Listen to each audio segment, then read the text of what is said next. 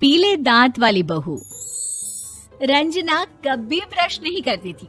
उसे कितनी बार उसके माँ बाप ने डांटा, लेकिन उसका कोई असर उस पर होता ही नहीं था, जिस कारण से उसके दांत पीले पीले हो जाते हैं। शादी के बाद अरे बहू, वैसे तो तुझ में कोई कमी नहीं है, पर तेरे दांत इतने पीले कैसे हैं बेटा?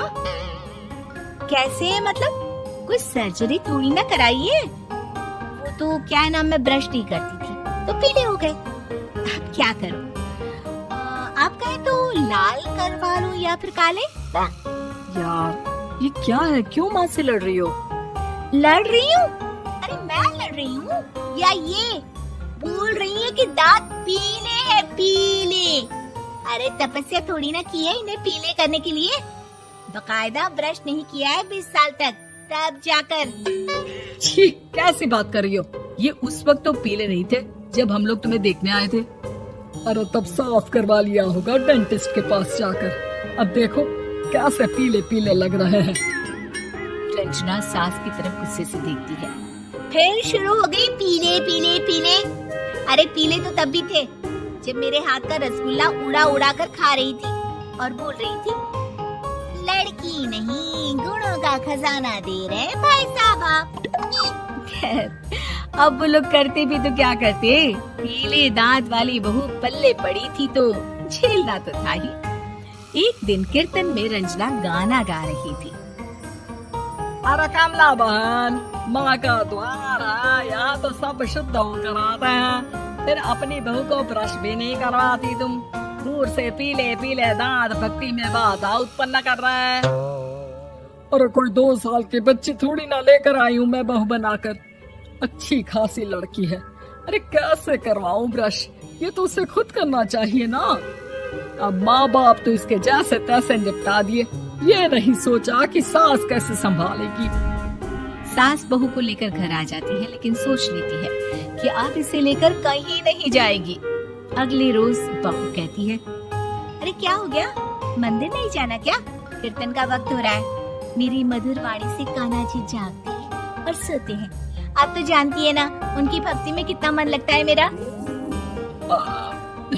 वो क्या है ना, तबीयत ठीक नहीं लग रही है मेरी, आराम करूंगी मैं। तबीयत ठीक नहीं लग रही? अभी तो मिथुन के गाने पर नाच रही थी आप, और अब बोल रही है कि तबीयत ठीक नहीं लग रही। अरे भक्ति में मन लगा लो सासू माँ, ऊपर जाना है, क्या मुंह दिखाओगी आप? हाँ? सास को बहू की बात पर गुस्सा आ जाता है। मैं क्या मुंह दिखाऊंगी, इसकी चिंता तो ना कर, समझी? अपने मुंह की चिंता कर, जो ये पीले पीले दांत लेकर हर जगह पहुंच जाती है। पता है लोग कितना मजाक बनाते हैं। ना जी ना, मैं नहीं जाना कहीं तेरे साथ। तो ये बात है, कोई ना, मत जाओ, मैं अपने कमरे में ही बैठकर भक्ति कर लूंगी। ऊपर वाला दांत थोड़ी ना देखता है, मन देखता है, भावना देखता है। और अरे बस बस, तू सब कुछ दिखा, बस ये सफेद चमकदार दांत ना दिखाना किसी को, है?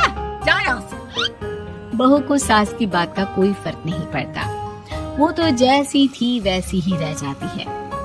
सुबह नहाकर किचन में खाना बनाना, फिर खाना खाना, कीर्तन भजन करना और सो जाना। एक दिन, माँ जी मैं सहेली के घर जा रही हूँ, शाम को लेट आऊंगी। हाँ, तो जाना, मैंने कौन सा तेरी आरती करनी है घर पर बैठकर। रंजना सहेली के घर जाती है, जहाँ वो पार्टी में जाने की तैयारी कर रही होती है। अरे शिखा, कहाँ जाने की तैयारी कर रही है? मैं गलत वक्त पर आ गई क्या? अरे नहीं यार, उल्टा सही वक्त पर आई है। मैंने ये साड़ी और ज्वेलरी निकाली है यार, शाम को इनके ऑफिस की एक पार्टी में जाना है। बताना कैसा लग रहा है ये सब? नहीं यार, इस ड्रेस के साथ तो वो वाली ज्वेलरी अच्छी लगेगी। हाँ, सही बोल रही है, मैंने ध्यान ही नहीं दिया। वैसे तो हमेशा से मस्त फैशन सेंस रखती है। वो तो बड़ा जाती होगी ना पति के साथ पार्टी में। रंजना कुछ नहीं बोलती, बस सोचती है कि यार काश ये बात सही हो जाती, पर मैं क्यों नहीं जाती पार्टी में? क्या इन लोगों की कोई पार्टी होती नहीं होगी? रंजना घर आती है और रात में पति से सवाल करती है, एक बात बताइए, आप मुझे किसी पार्टी में क्यों नहीं ले जाते? क्या आपके यहाँ ऑफिस में पार्टी नहीं होती?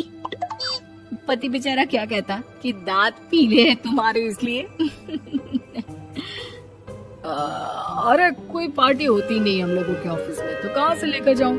और मार्केट, मॉल, कहीं वीकेंड घूमना, कहीं तो। अरे यार सारे हफ्ते में एक छुट्टी मिलती है, तो सोचता हूँ कि आराम ही कर लूं। क्यों?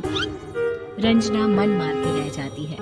पहले कभी सास के साथ मंदिर जाया करती थी, लेकिन वो भी सास ने ले जाना बंद कर दिया। घर बैठी बैठी रंजना बोर हो जाती है। तभी उसे आइडिया आता है और वो मायके जाने का सोचती है। सासू माँ, 2 दिनों के लिए मम्मी के घर जा रही हूँ। अच्छा अच्छा ठीक है, आराम से जा। और हाँ, माँ से कुछ अच्छी आदत सीख कर आना कि कैसे शरीर के हर भाग की तरह दांतों की सफाई भी जरूरी होती है, समझी? शुरू हो गई ना आप। वो लोग आपकी तरह नहीं है कि छोटी छोटी बात का बतंगड़ बना दे। उन लोगों के लिए मैं मायने रखती हूँ, ना कि मेरे पीले पीले दांत। रंजना माँ को बिना बताए उन लोगों को सरप्राइज देती है, लेकिन जैसे ही वो दरवाजे पर पहुँचती है, अंदर देखती है कि घर वाले कहीं जा रहे होते हैं। अब माँ, काश रंजना दीदी के दांतों वाली प्रॉब्लम नहीं होती, तो वो भी हम लोगों के साथ चलती ना बुआ जी की बेटी की शादी में। हाँ बेटा, लेकिन अब उसे कौन समझाए कि उसको उसके पीले दांत नहीं दिखते, लेकिन उसके आसपास के लोगों को कितना एम्बैरेसिंग फील कराते हैं। मुझे तो कितनी बार उसके स्कूल की टीचर ने शिकायत की कि उसके साथ कोई लड़की बैठना भी नहीं चाहती, और ना ही कॉलेज में कोई उससे बात करना चाहता था। लेकिन पता नहीं क्यों उसे ये बात समझ में ही नहीं आती। कोई कमी नहीं है उस लड़की में, बस यही कि दांत पीले हैं। वो तो भला हो जीजा जी और उनकी माँ का, जो दीदी को जैसी है वैसे ही रखा हुआ है। रंजना को अपने घर वालों की बात सुनकर बहुत दुख होता है। वो सोचती है कि वो क्या करे, लेकिन फिर वो सीधा डेंटिस्ट के पास जाती है, अपने दांत चमकाती है और कसम खाती है कि वो रोज ब्रश करेगी। अरे क्या हो गया? तुम तो 2 दिनों के लिए गई थी ना, पर कोई ना, अच्छा है, चलो आ गई तो।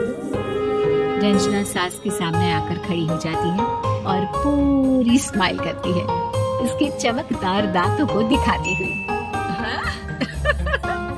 चले पत्थर। माँ, मुझे माफ कर दीजिए, मैंने आप लोगों को बहुत एम्बैरेसिंग फील करवाया। मैं आज से रोज ब्रश करूंगी।